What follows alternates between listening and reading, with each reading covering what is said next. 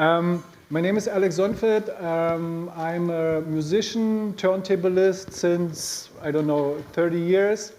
And like Ray said, so my passion is actually this type of music theory for turntablism, because the aim is to legitimize this type of instrument as a real instrument, yeah, in the academic field, also in terms of our society.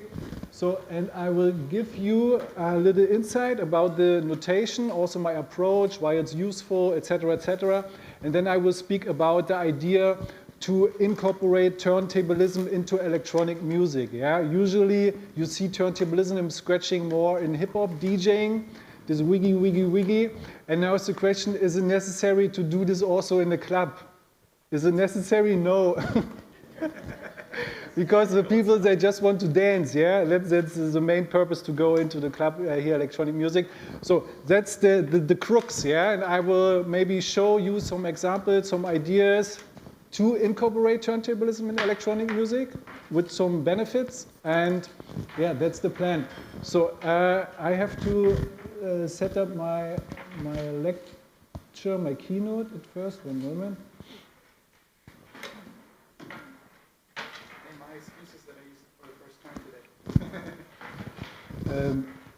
Kim?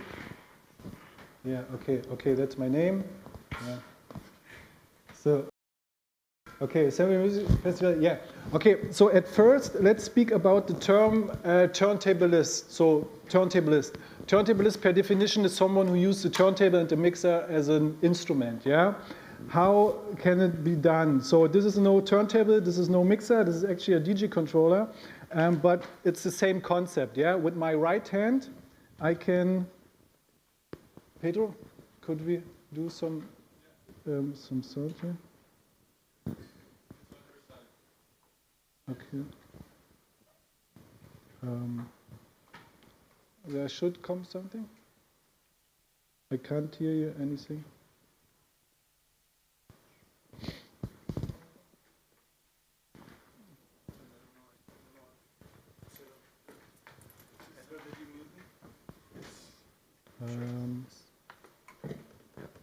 Okay, there should be some sound.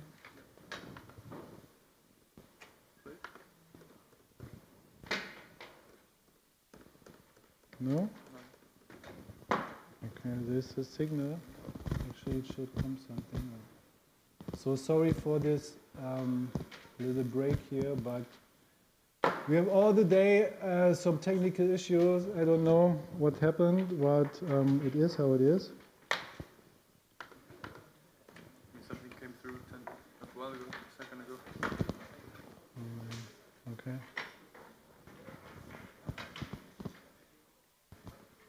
Nothing comes here, man. This is on your side, not on mine. Okay, just turn it down. Okay, okay, no, sorry. Okay, great, we got it. So finally some sound. Okay, let me introduce you to turntablism. Yeah, turntablism is actually that you use specific samples, and by executing record motions and fader motions in rhythmical synchronization, you can create patterns. A good example is when I use a kick drum and a snare. So this is a kick, and then follows a snare. So, and now when I play like this,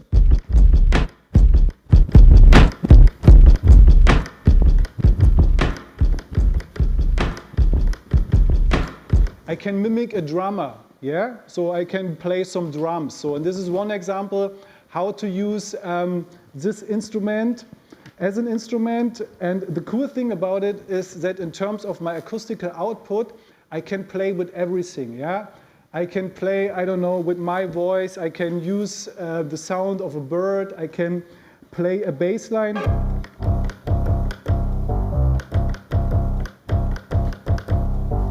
That means in terms of the acoustical output, I'm completely free. I can play everything. And this is what I like about this instrument. Another example is maybe when I play something like this here.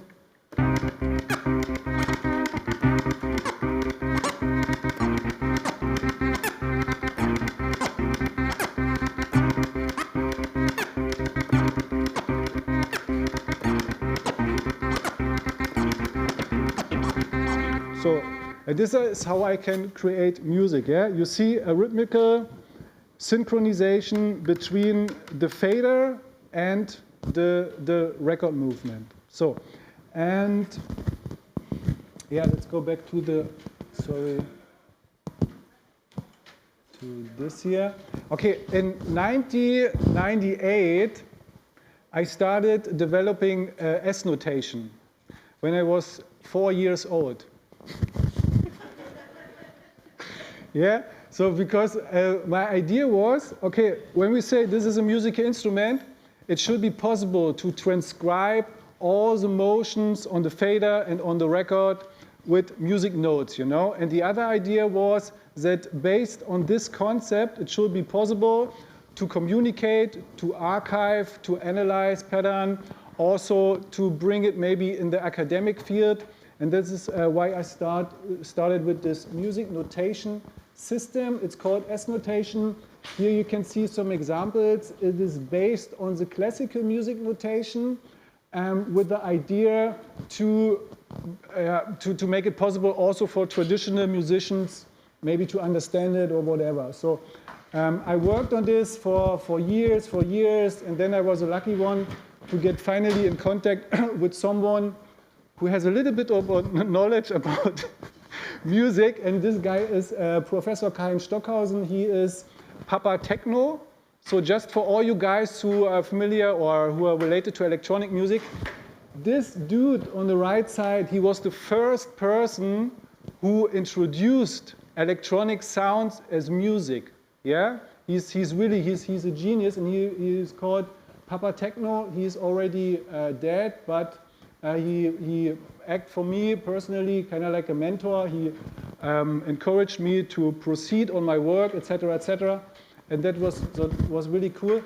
In 2016, I had the chance to present my music theory in Cambridge at the Tenor Music Conference in front of a lot of music scientists.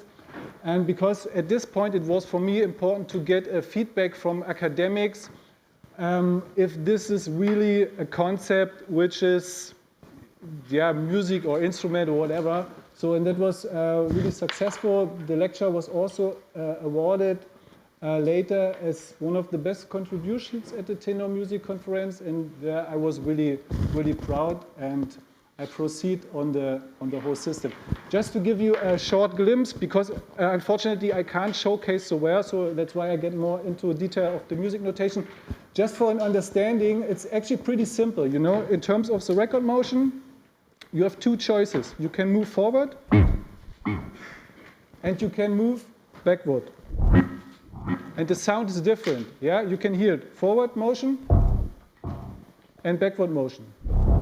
And you see it also in terms of the acoustical analysis, so that's the forward motion, and that's the backward motion. So, and the idea I had was actually pretty simple, to create two symbols for forward motion and for backward motion. And what I did is just to mirror the traditional note, as you can see on the left side.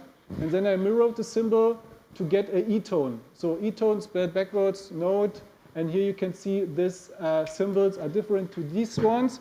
And based on this systematic, it was possible for me to create a transcription methodology which allows to define all possible record motion patterns just by using these two symbols. So, and yeah, now here crazy stuff. And yeah, I don't want to spend so much time now into the system. Just another methodology. What I also use is colors. Yeah, as you can see, you have some black notes, you have some red E-tones, etc., etc. And based on the colors, I can indicate what type of sound is played. In this example, you can hear a drum scratching pattern. So I play drums, and just have a look. Every time you see some black notes, you can hear the kick drum, the bass, and when it got it to the red one, you can hear the snare. Yeah.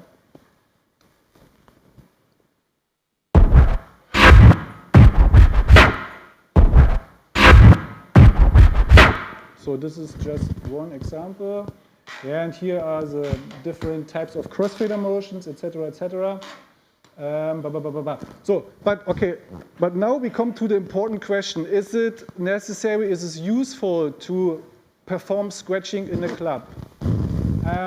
To showcase the benefits, I would like to show you a video by a very famous DJ. His name is James Hype. Any one of you guys know James Hype? Yeah? Yeah, I think a lot of people from the electronic music scene know him.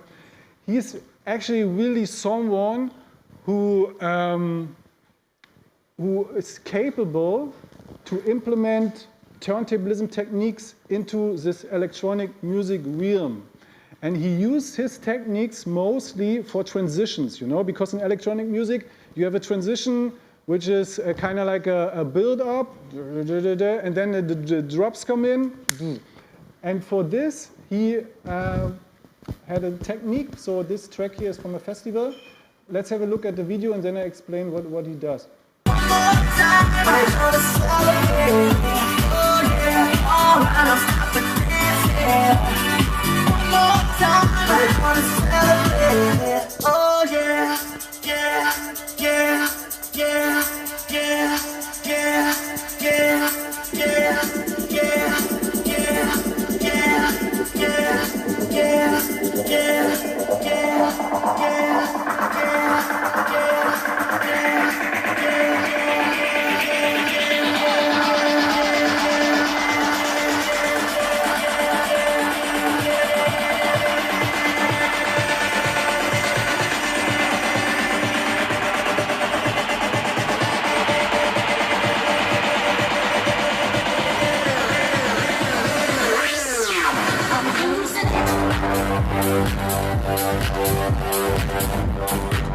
So, okay, what is the benefit from it? What is the benefit from this type of performance? Any ideas? So how is your feeling when you see here something like this? You don't fall asleep when mixing. Yes. So, and one thing is really, it's really energetic, you know?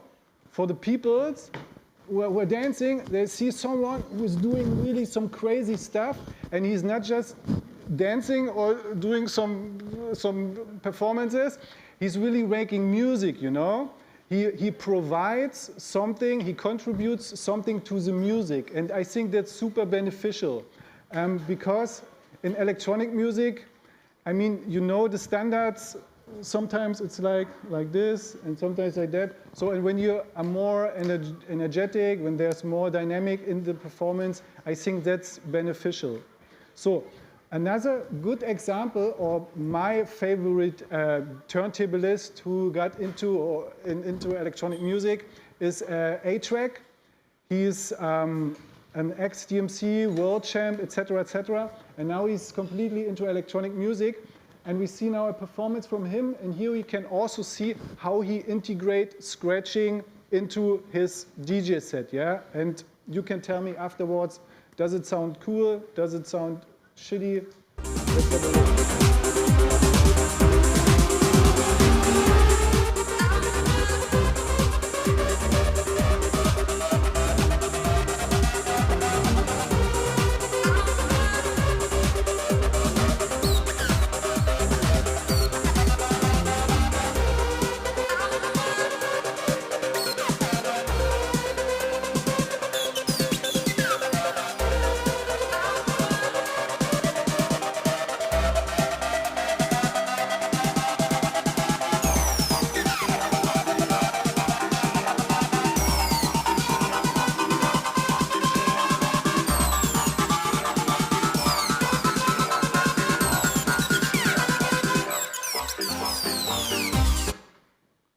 Yes, it stopped. Okay, but anyway, okay, I think that was a really good example how to perform scratching in a really musical way in a set, and especially during the build-up when it goes up. So I think we did this very well. So I will explain you now what these guys are doing, because actually the technique James Hype did is not so complicated.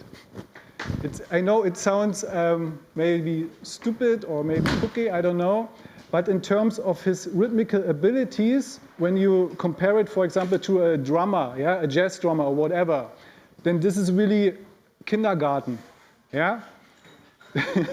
The only thing is what he does with his technology and how he creates sounds and things like that, this is something different, but in terms of the rhythmic abilities, it's not so difficult.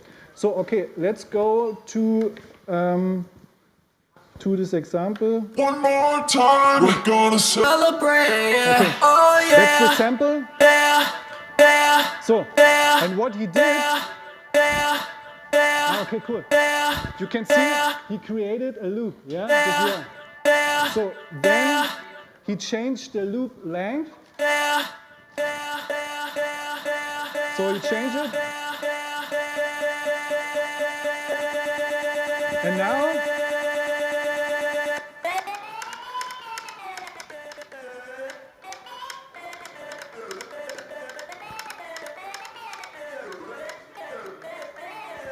So, and what he's doing is actually he creates a constant sound with this loop, and then he cut it with the fader, yeah? And by additionally changing the pitch of the sound, he can play some scales or whatever. So that's the main concept of most of his transition techniques. So, and when you got this down, at the end, it's just about your rhythmical abilities on the fader. So, and when you got this down, then the way to become the James Hype is not so far away. So good luck with that. But now I will present something which is also based on looping, which gives maybe also another impact into electronic music. So, and for this I will play a beat.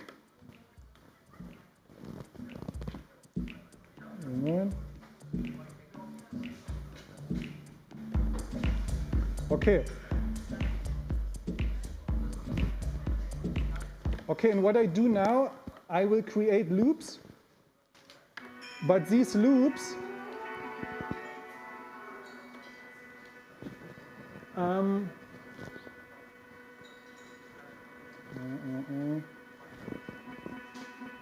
so they are a little bit bigger, yeah? These loops are a little bit bigger. And what I do with my controller, I not just loop the sections, I also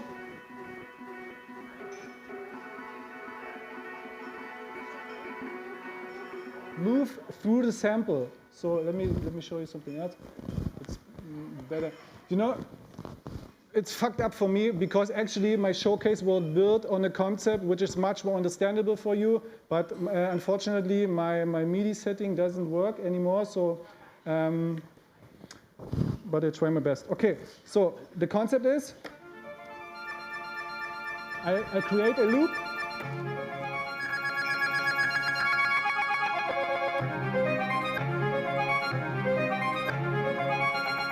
So when I created the loop, I go through the sample, okay? This is only possible with the S4 MK3 from Native Instruments. My favorite controller. I know that someone from Native Instruments is right here currently, so. Okay, I will showcase something for you.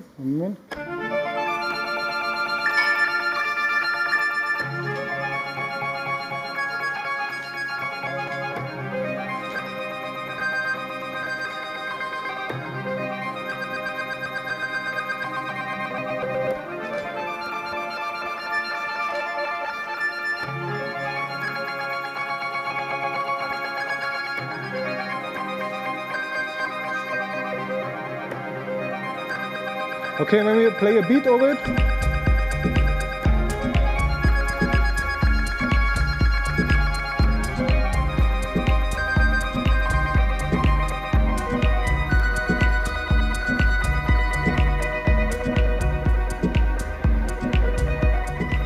That means the idea is to make music just by looping and by moving the loop within the timeline. That's the concept, yeah? Another good example, and then I come to the end of my lecture, is when I use bigger fragment segments of the sound. This is a track, it's called York from, I think it's Christian Löffler. And here is a section. As you can see, this is the loop is running. So, and what I do now, I switch the position of the sample. And now I go back. I'm back.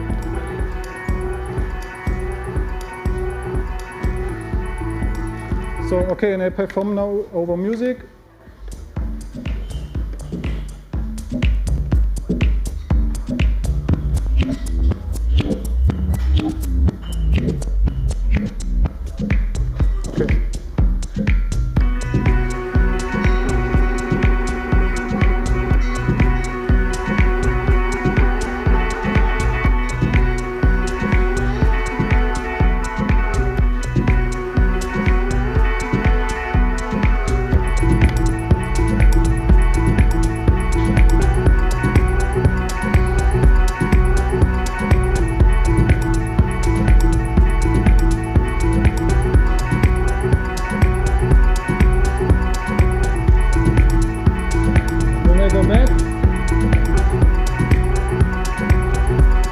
And the cool thing is now that I can run this loop forever. And due to the changing of the time position within the timeline, I'm completely flexible to create every time different patterns. So just hear it.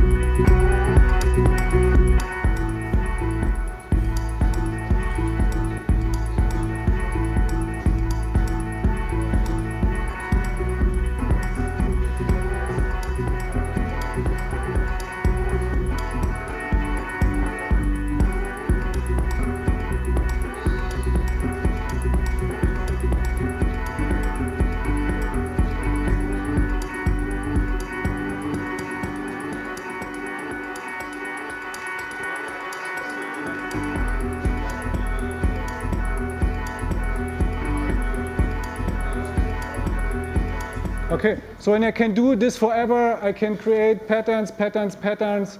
And the idea of the music notation is actually to reproduce this type of patterns, yeah? Based on, okay, I did this, and then I just have to transcribe it, and that's it. So sorry again, because actually the plan was to showcase this here, this method, yeah, because it will be much more understandable for you guys. But I hope you got the idea. I hope you got some inspiration of using turntablism in electronic music. And this competition format is maybe the first step to bring more, I don't know, technical skills or blah, blah, blah, blah into this whole setting here. But also one important advice, it's not about that you should become the next scratch champion. No, fuck scratching. Fuck scratching, you know? It's just make music with this instrument. And this instrument's got so much capacities in terms of effects, loops, etc., because at the end it's just all about what you hear, what you feel when you're on a dance floor, you know? And that's it. Thank you so much. The next... Thank you so much.